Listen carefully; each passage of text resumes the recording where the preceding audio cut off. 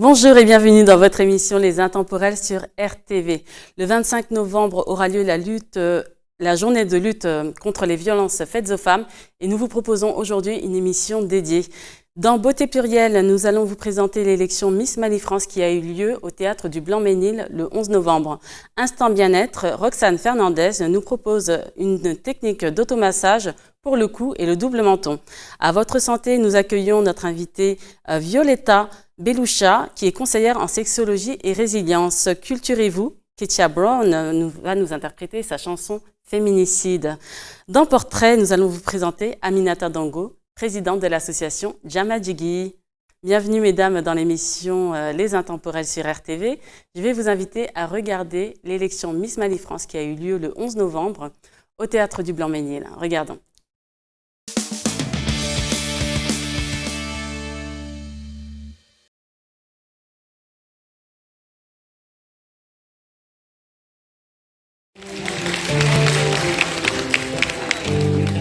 Pour tenter l'aventure, deux frères chasseurs venus du Mandé ont pénétré dans le pays du Dô. Ils avancèrent avec précaution, l'œil vigilant. Soudain, au bord d'une rivière, ils ont vu venir une vieille femme. Elle narguait ce colon. Lorsque cette dernière poussait devant elle, les génies n'ont pas promis un avenir extraordinaire à son fils. Mais j'aime mieux mes enfants qui marchent sur ces deux jambes qu'un lion qui traîne par terre, disait-elle, et s'éclatait d'une rire féroce. Elle s'est allée demander quelques feuilles de baobab à son co-épouse. Sassouma, la reine-mère. Sassouma a ricané. Mon fils avait marché à 7 ans. Et c'est lui qui allait me chercher les feuilles de baobab va te servir dans les calebasses puisque ton fils ne sait pas marcher. Elle a ricané à nouveau. De ces ricanements féroces qui vous pénétraient jusqu'aux os, ce ballon était anéanti.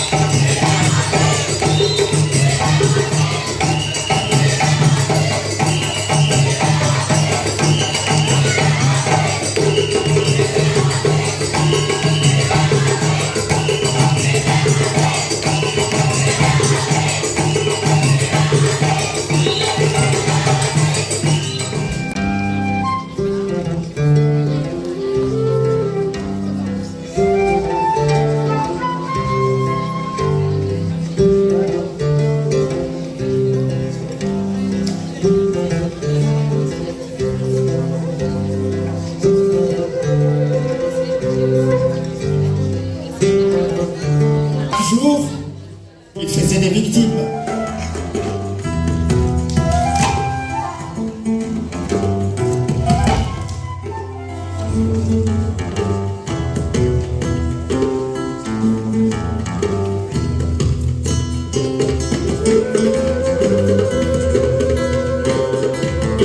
Mais un grand tonnerre d'applaudissements s'il vous plaît, Madame Aïssata Seck, accompagnée d'un tirailleur sénégalais. Nous avons fait le tour pour que les Français sachent ce qu'on a fait pour la France. On a fait pour la France, c'est de se battre pour elle. Et nous avons perdu dans cela beaucoup de personnes. Rien que la guerre de 14, nous avons pris de 70 000 hommes en Afrique. Le Sénégalais, le nom sénégalais, parce que le premier régiment est formé à Saint-Louis en 1857, 21 juillet 1857. Et depuis lors, les tirailleurs noirs qu'on appelle sénégalais, parce que le premier régiment est fondé là-bas. C'est le régiment mais qui s'est battu partout pour la France.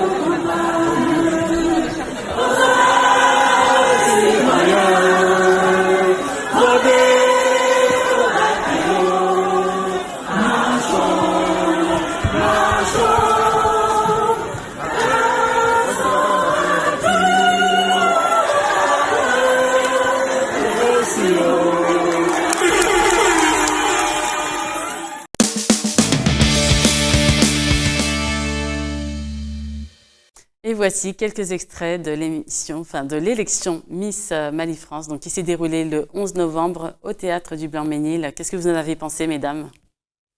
C'était un peu particulier. Hein. Oui. On n'a jamais vu une élection comme celle-ci, puisque d'habitude on voit des femmes marcher, défiler, mettre en avant leur beauté, alors que là c'était tout un tas d'autres valeurs qui ont été mises en avant. C'était présenté un peu comme une comédie musicale, et ça racontait l'histoire du Mali, de l'Empire mandingue, de Soundiata Keïta, à la révolution, voilà, l'indépendance. Et vraiment, c'était une très très belle élection. Moi, je trouve que c'était très émouvant. Ouais. Moi, je suis malienne d'origine française. Je suis fière de mes racines, je suis fière de moi. Ouais. Et là, en fait, l'histoire qui a été soulignée lors de l'élection, moi, ça m'émeut très particulièrement parce que je suis d'origine malienne, soninké, je suis une griotte. Il y a une de mes nièces aussi qui a été élue Miss Mali France il y a quelques années. J'ai vu aussi, il y a mes neveux aussi qui faisaient partie des musiciens. Ouais. Et surtout l'histoire de Soundiata Keïta, moi je la transmets beaucoup à mes enfants. Je pense que chacune des femmes que nous sommes tous des Sogolons, des femmes battantes. On va se battre pour nos enfants. Malgré la différence, malgré que ça n'ait pas marché, elle a gardé confiance à son fils et il a accompli des grandes choses. Et aussi l'histoire qui a été soulignée par rapport à la guerre, par rapport à nos papas, nos grands-parents qui se sont battus pour la liberté, égalité, fraternité. Comme je dis tout le temps, je m'appelle Aminata Dango, je suis française, donc soyons fiers d'où on vient et soyons fiers de ce qu'on est. C'est nos racines qui font la richesse de ce qu'on est aujourd'hui en fait. Soyez fiers de vous. Voilà, exactement, nous avons toutes et tous notre place en France. Hein. Les soldats français se sont battus, les tirailleurs sénégalais de toute l'Afrique se sont battus pour la France, donc nous avons toutes et tous notre place ici. Merci Violetta, qu'est-ce que tu en as pensé? Et je me sens chanceuse en fait de pouvoir me trouver au milieu du monde. En fait, la France a cette richesse. On peut se nourrir de la culture qui vient d'Afrique, mais aussi de l'Asie, qui soit partout dans la tradition musicale et culinaire. La France est qu'il est parce que c'est une terre de métissage et c'est une patrie où beaucoup de monde vient donner ce qu'il a appris pendant des générations. Bien sûr. Et moi, je suis née au Chili et c'est un pays plutôt isolé. Oui. Il y a eu des immigrations, mais très ponctuelles. Et quand je suis arrivée ici, pour moi, une des grandes choses que j'ai gagnées, c'est que je me sentais plus près de beaucoup de pays, de beaucoup de cultures. Donc, je me sens chanceuse. Très bien. Et toi, Ketia?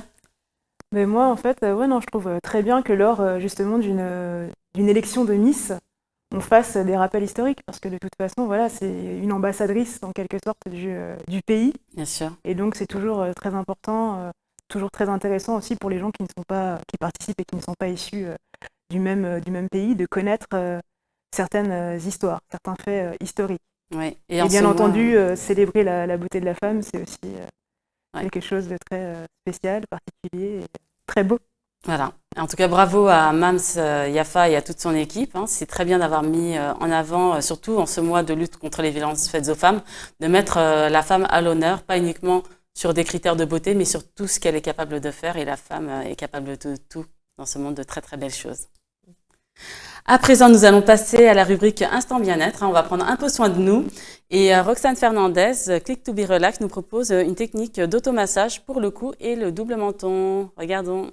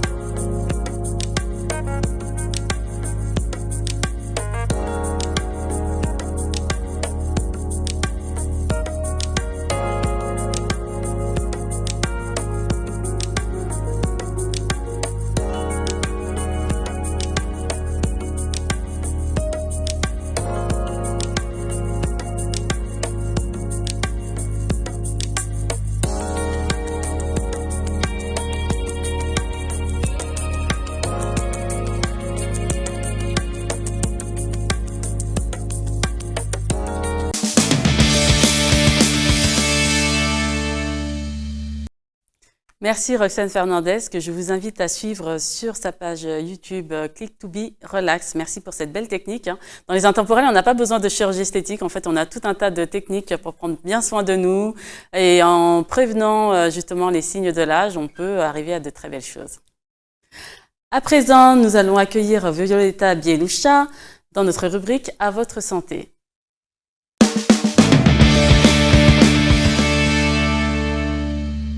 Tu es conseillère en sexologie et résilience. Est-ce que tu peux te présenter, s'il te plaît?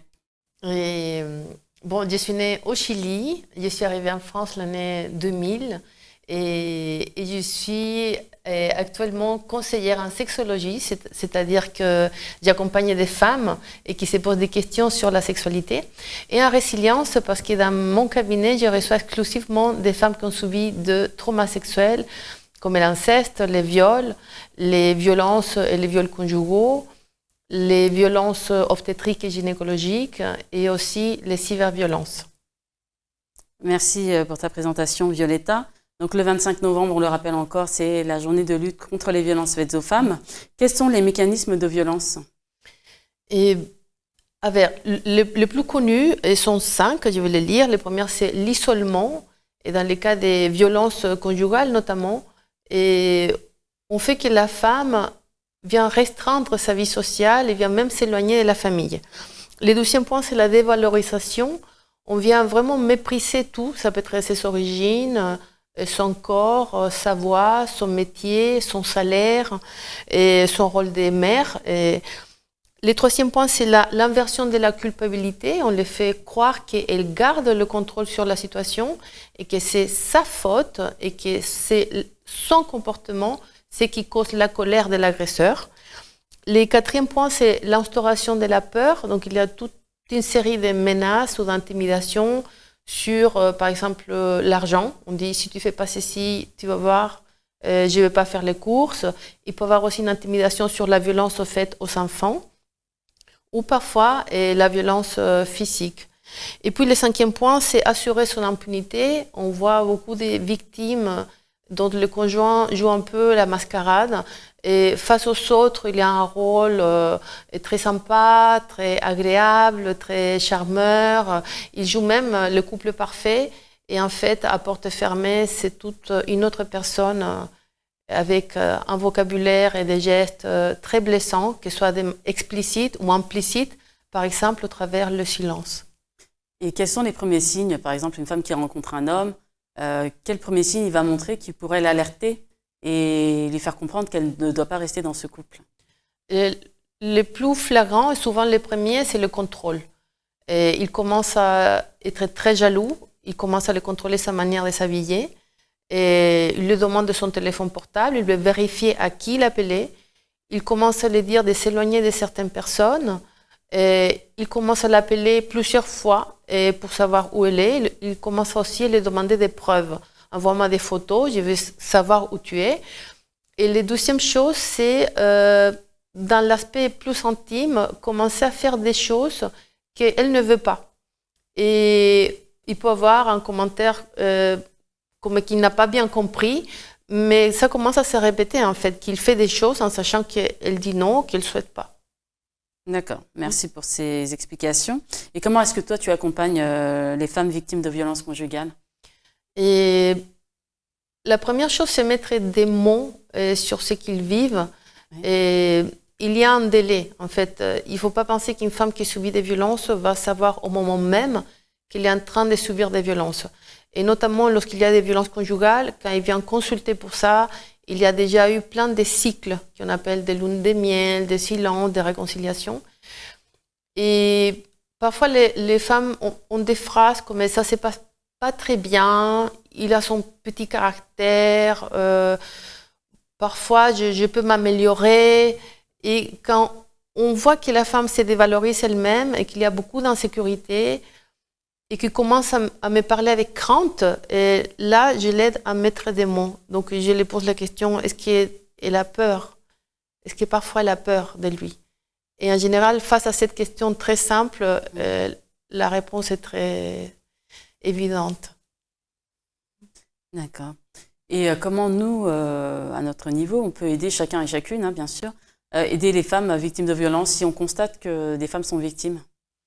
Et si on est une amie, par exemple, on peut le dire, c'est qu'on observe. Les amis, on connaît quelqu'un depuis longtemps, donc on sait très bien si depuis qu'elle est avec son conjoint ou un compagnon ou un petit ami, elle commence à douter d'elle, ou elle maigrit, ou elle change sa manière de s'habiller, ou elle arrête de faire des sorties.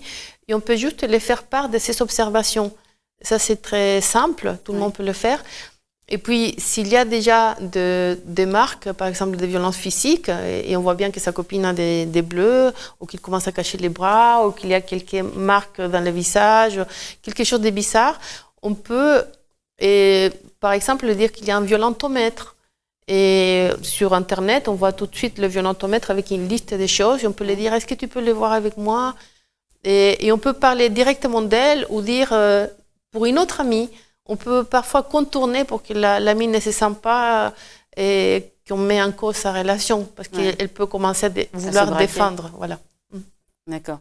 Et donc, le violentomètre, c'est un outil qui permet de mesurer les degrés de violence et voir si on se situe dans une zone dans laquelle on ne doit pas être. Oui, voilà, c'est un outil qui a été créé en Espagne. Il y a une partie verte pour voir que tout va bien. Il y a une autre jaune pour dire que ça pose problème, par exemple.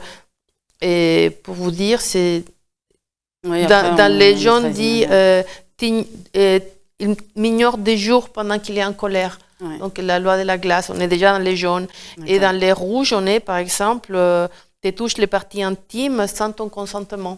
D'accord. Et donc là, oui, c'est vraiment un outil qui va permettre de mesurer ces violences et de pouvoir se situer. Oui. Donc, faudrait se procurer, en tout cas, si vous avez dans votre entourage des personnes qui sont victimes, c'est vraiment des outils à avoir et qui pourront aider justement la personne à savoir qu'elle est dans une situation anormale. À qui doit-on s'adresser pour s'en sortir?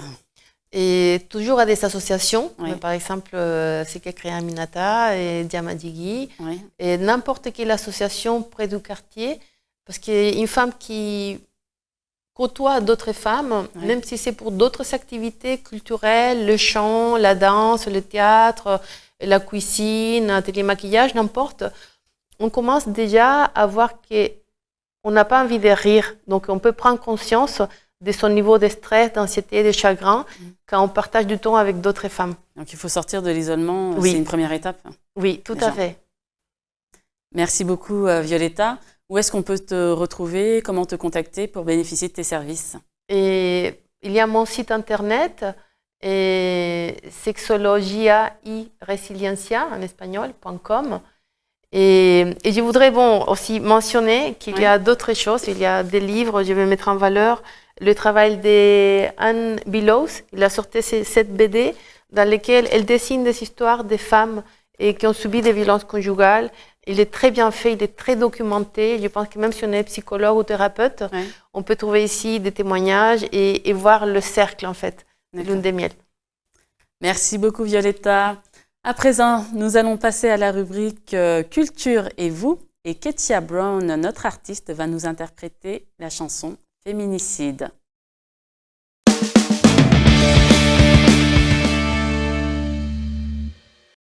Ketia Brown et Christian Lévy vont nous interpréter Féminicide. À vous. Combien de femmes ont hurlé, alerté sous les coups, mais personne ne les a entendus. Ce qui est fou, c'est vous, c'est moi. On ne peut pas fermer les yeux, ce sera toujours trop de féminicide. C'est vous, c'est moi. On ne peut pas fermer les yeux, ce sera toujours trop de féminicide.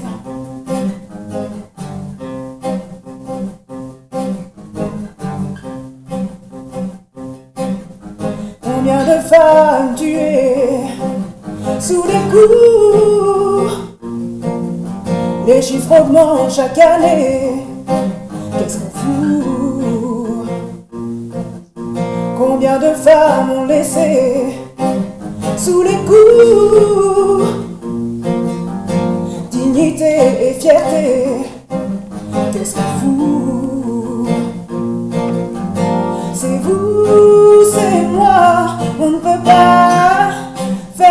les yeux, ce sera toujours trop, trop de féminicide. C'est vous, c'est moi, on ne peut pas fermer les yeux, ce sera toujours trop, trop de féminicide. Et si on faisait les comptes, toutes ces femmes en fin de compte, qui ont crié, pleuré, laissé pour compte. Et si on faisait les comptes, on aurait tous la honte d'avoir laissé pleurer, crier, ces femmes laissées pour compte. C'est vous, c'est moi, on ne peut pas fermer les yeux, ce sera toujours trop, trop de féminicide. C'est vous, c'est moi, on ne peut pas fermer les yeux, ce sera toujours trop, trop de féminicide.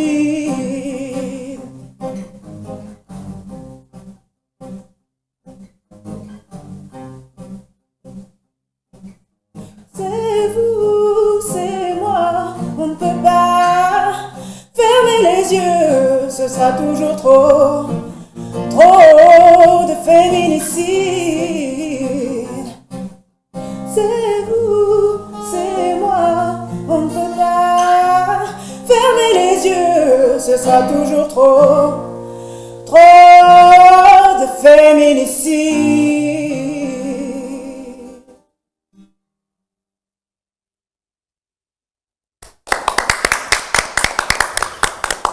Bravo Ketia et Christian pour cette merveilleuse interprétation. C'est très très touchant, très très émouvant. Hélas, oui, comme tu le disais dans ta chanson, les chiffres montent chaque année. Et malheureusement, à ce jour, au mois de novembre 2022, il y a plus de 120 femmes qui ont été tuées, sans parler des tiers personnes qui ont été tuées, les enfants aussi, 9 encore à ce jour. Donc c'est un mois très très important et c'est un mois où il faut encore plus activer toutes les actions qui peuvent être menées pour éviter à d'autres femmes encore de mourir cette année et les autres années. Plus de 200 000 femmes sont tuées chaque année dans le monde et c'est un chiffre qui ne doit plus du tout exister. Voilà. Et donc nous sommes heureuses et heureux dans l'émission Les Intemporels de vous parler de ça, des violences faites aux femmes. Merci Ketia et Christian pour cette interprétation. Je te sens très émue. Est-ce que tu peux nous présenter un peu ton parcours? Bien sûr. Moi, voilà, je suis Ketia Brown. Jessie et Samba, comme ça les gens de la famille qui ont d'avance. Donc voilà, je suis française, d'origine camerounaise. Et donc je chante depuis que je suis au lycée. Donc j'ai commencé par le rap. Puis après, je me suis dirigée vers la soul, le R&B. Donc voilà, je suis une artiste qu'on peut qualifier de hip-hop soul R&B. Donc voilà, j'aime parler de différents thèmes. J'aborde des thèmes parfois plus engagés, parfois des thèmes plus légers. Et là, en l'occurrence, ce titre, Féminicide, qui est engagé, je l'ai écrit tout simplement parce que, comment dirais-je, un jour, lorsque je suis partie à ma mairie pour faire des démarches administratives, j'ai signé une pétition. Donc, puisqu'une femme de ma ville est décédée en 2020, en août 2020, morte de féminicide. Et donc ça m'a fait cogiter, ça m'a beaucoup ému, beaucoup touchée. Et en rentrant chez moi, j'ai commencé à écrire un peu, j'étais en vélo, à écrire dans ma tête, à trouver des mélodies. Et quand je suis rentrée, j'ai pris ma plume et j'ai écrit ce texte et le titre est né. Ouais, ce titre est vraiment magnifique. Donc un hommage à toutes les femmes victimes de violences et j'espère que ce titre aussi va intégrer tous les foyers, qui va être vraiment connu parce qu'il mérite d'être connu et peut-être ouvrir les yeux à des femmes qui sont victimes et qui n'osent pas encore quitter leur conjoint ou porter plainte ou mener des actions pour ne plus subir ces violences. Tu as su que tu voulais devenir chanteuse depuis quand? Depuis que tu étais petite ou c'est venu comme ça? Ben non, en fait, je chante depuis très petite, donc j'ai toujours aimé chanter. Et avec le temps, les opportunités se sont présentées et donc j'ai commencé à le faire de plus en plus sérieusement. Donc voilà, quelque chose que je fais. Je suis juriste de formation, à mes heures perdues. Et donc, le temps que je passe de manière le plus passionnément possible, c'est le temps que je passe à chanter. Et effectivement, voilà, j'y prends beaucoup de plaisir. Et c'est quelque chose que je fais depuis très longtemps et qui me fait beaucoup de bien. Et ça me permet aussi de passer des messages comme celui-ci. Bien, et quel est ton parcours? Mon parcours, donc artistiquement, mais en fait, j'ai fait pas mal de scènes. J'ai participé à diverses compiles. Et actuellement, je prépare un album. Donc voilà. Très bien. Et cet album va être articulé sous quel thème? Alors pour l'instant, je ne dévoile pas tout. Ah. Je suis en pleine préparation. Ouais. Mais il y a des thèmes qui seront engagés, Oui. comme le titre Féminicide. Très bien. Et je parle aussi d'amour, parce que voilà, l'amour, c'est un sujet qui nous touche tous. Oui. Et on aimerait que beaucoup de violences conjugales soient plutôt des romances. Voilà. Et donc je parle beaucoup d'amour. Je pense que l'amour, c'est important dans la vie. Et j'aborde vraiment différents thèmes, mais je préfère ne pas tout dévoiler, parce que sinon, je ne pourrais faire perdurer le mystère. Très bien. On va patienter. Où est-ce qu'on peut te retrouver, où est-ce qu'on peut suivre tes actualités? Alors sur Instagram, donc c'est ketsiabrand.officiel. Donc sur Instagram, vous me retrouverez très facilement. Et si jamais vous n'avez pas Instagram, vous tapez dans la barre de recherche Google Ketsia, K-E-T-S-I-A, Brown, comme James Brown. À l'époque, j'avais pris ce pseudonyme parce que j'aime vraiment beaucoup James Brown, et donc voilà. Bref, donc c'est Ketsia Brown. Et sur Instagram, sur Facebook, vous pouvez me retrouver. Et, est-ce que tu as des concerts prévus prochainement? Alors oui, notamment à l'occasion de la journée internationale de lutte contre les violences faites aux femmes. Donc je chanterai mon titre Féminicide une fois encore dans ma ville. Donc voilà, à Chevilly-la-Haute. Donc ce sera le 25. Du coup, ce sera le 26, parce que le 25, c'est un vendredi, si je ne m'abuse. Et ce sera le 26 novembre, à Chevilly-la-Haute. Très bien. On va venir t'écouter, Ketsia. Merci encore. Tu as une très très très belle voix et on te souhaite énormément de succès et que tes chansons puissent être écoutées au niveau national, international. Merci beaucoup, Founé. Merci, Ketsia. À présent, on va vous présenter un portrait de notre chère Aminata Dango, présidente de l'association Jama Jigi.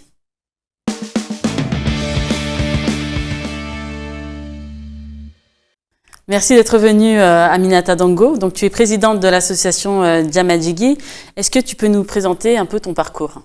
Bonjour Founé, bonjour à tous, merci pour l'invitation. Je m'appelle Aminata Dango, je suis malienne d'origine et je suis française, je suis née ici, j'ai grandi ici.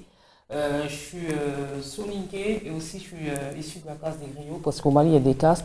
Donc je suis très fière de qui je suis. Je suis présidente de l'association Jama Jigi qui est située à Noiselle en Seine-et-Marne. Jama Jigi, ça signifie l'espoir de tout le monde en Bambara. Jama Jigi, c'est un réseau d'entraide entre femmes et mères avec 10 pôles d'action. Et pourquoi on a choisi le nom Jama Jigi? C'est pour que toutes les femmes du monde entier puissent s'identifier à notre association. Parce que Jama, ça veut dire le monde, le groupe, en arabe, en soninké, en bambara.